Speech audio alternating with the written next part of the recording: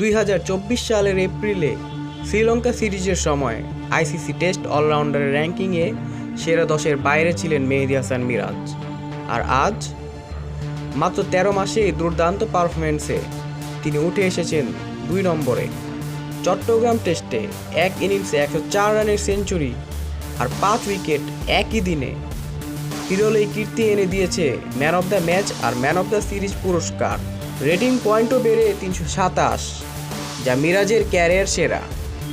তার উপরে এখন কেবল একজন ভারতীয় অলরাউন্ডার রবীন্দ্র জাদেজা, যার পয়েন্ট 400। আরেক বাংলাদেশি লেজেন্ড সাকিব আল হাসানও আছেন র্যাঙ্কিংয়ের শীর্ষ 5-এ। মেহেদী হাসান মিরাজ এগিয়ে যাচ্ছেন নতুন উচ্চতায়।